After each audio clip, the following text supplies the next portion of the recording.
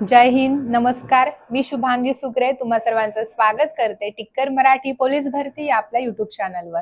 तर आजचा महत्वाचा व्हिडिओ, महत्वाची अपडेट, महत्वाचा जो काही गृह विभागाचा महाराष्ट्र शासनाचा GR आलेला आहे, हा GR मी तुमच्या समोर आज आणत आहे. हा GR आहे आपला कालचा GR आहे. इथे तुम्हाला डेट दिसत असेल 10 सप्टेंबर 2025. तर कशा बाबतीत GR आहे, तर जे बरेच सारे विद्यार्थी मित्र 20-22 दिवस आझाद मैदानाला झटत होते किंवा जे काही मेहनत घेत होते सगळ्या विद्यार्थी मित्रांसाठी, तर त्याबद्दलच फायनल GR हा आपला आलेला आहे. तुम्ही बघू शकता, महाराष्ट्र पोलीस दलातील पोलीस शिपाई व कारागृह विभागातील कारागृह शिपाई संवर्गातील रिक्त पदे भरण्यासाठी राबवण्यात येणाऱ्या भरती प्रक्रियेस मान्यता देण्याबाबतचा आणि महत्वाचा तुम्हाला इथे समोर दिसत असेलच जो काही मुद्दा आपल्यासाठी महत्वाचा होता, तो मुद्दा इथं नमूद केलेला आपल्याला पाहायला भेटतोय. 4 नंबरचा पॉइंट आपल्यासाठीच आहे.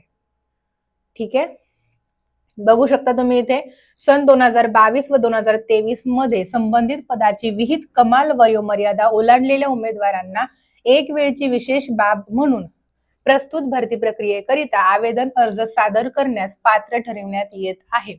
म्हणजे 2022-23 ला ज्या विद्यार्थी मित्रांचं वयबाद एज बाद झाले होते, जे विद्यार्थी मित्र, म्हणजेच आता फायनल 89, 90, 91, 92 हे सगळे विद्यार्थी यावर्षी फॉर्म भरू शकतात.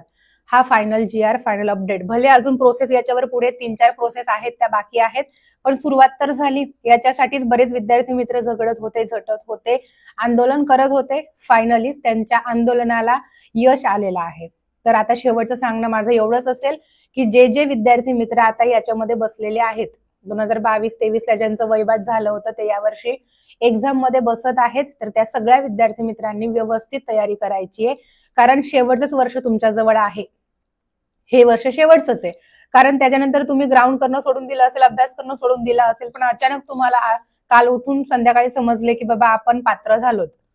तिथे झगडणारे विद्यार्थी वेगळेच होते, तुम्हाला मात्र त्यांनी फायदा करून दिलाय. तर या फायद्याचा आपण काय करायचं, आपल्यासाठी फायदा करून घ्यायचा आहे. ग्राउंड व्यवस्थित चालू करायचे, काही दिवस डाएट फॉलो करा, अभ्यास व्यवस्थित घरी चालू करा किंवा लायब्ररी लावा. जे काही तुम्हाला अजून माहिती हवी असेल किंवा काही तुम्हाला माहिती हवी असेल, आपल्या टिक्कर मराठीच्या चॅनलवर सगळे विषय व्यवस्थितपणे दिलेले आहेत. आपण रोज तिथे व्यवस्थित शिकवतो.